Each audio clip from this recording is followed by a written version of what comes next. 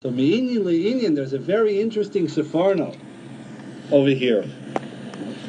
The Sefarno points out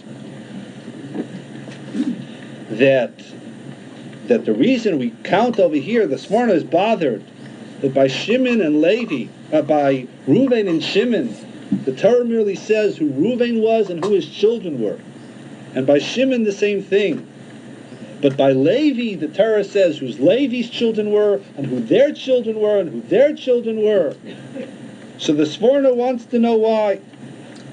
So the Sforno says a very interesting thing. Ki Ruvain b'char Yisrael lo hayu mitzetzav anoshim ruyin lehikar b'shmeim. Zulasi Ruvain ubanav.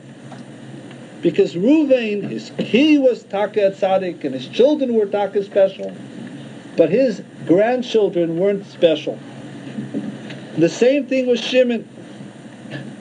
But by Levi, who had his children, and he had Amram, and he gave birth to Moshe and Aaron, since their children, not only the children, but the grandchildren, they were special. That's why the Torah goes ahead and mentions them all. And the Sforna tells us, why were Moshe Rabbeinu so special? Zok the Sforno, Avol Levi sheherich yomim al kulam, Godol gam es b'nei bonov lahayrin ulahayris, v'chein kahas v'amram. Zok the Sforno, you know why Amram had such gewaldige kids? Why Amram had a Moshe Rabbeinu? Because Levi was marich shanim. Because Levi was the last of the Shvatim to die. Yosef died at 110, but Levi died when he was 137. So not only did Levi have a chance to raise his children, but he had a chance to raise his grandchildren. So I heard from Rav Elia Shvei, that you see two interesting nakudas from the Sefarno. You see what a Zayda can uftan, what a grandfather can accomplish. Here do you think, Chveis, Amram was the Gadol Ador. So he need, Moshe Rabbeinu and Aaron need any more chinuch than their father, their own father? Amram is the Gadol Ador. No, a grandfather can add a different dimension even to a house of a Moshe Rabbeinu. That the Kayach of a Zayda. And what do you mean a Kayach of a Zayda? They all had Zaydas. But Levi lived an extra 27 years over Yosef.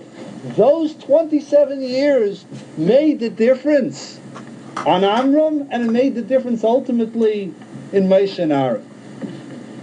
Rebellion pointed out another thing.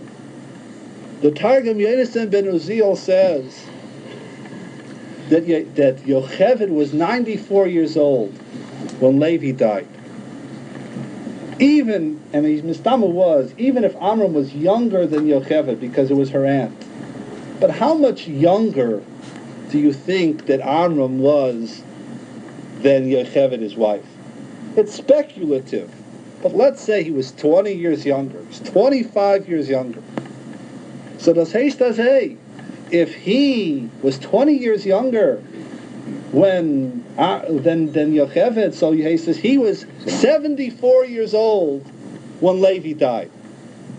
So if he was 74 years old when Levi died, so how old was he when Levi was still alive those extra 27 years?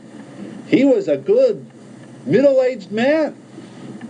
In America today, we think guy reaches 40, nothing more to steig, nothing more to grow, nothing more to learn. You're over the hill.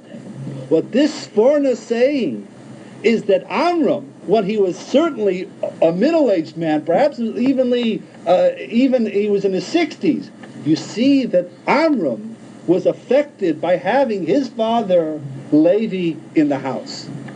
So it's a limit in two things. What a Zayda can contribute, and that what a person, as a human being, you may retire, get Social Security at 65, but that doesn't mean the person can't keep on growing even when he's older, even when he's middle-aged. Amram, you see that he was affected. That's what the Sforno is telling us. He was affected by having his father living in his house. He wasn't a spring chicken. There's Eichgemen on a particular elder yid. But to have Levi in his house made a difference in his life. The pasuk says, "Vaytzeisi eschem litachas sivlois Mitzrayim." So the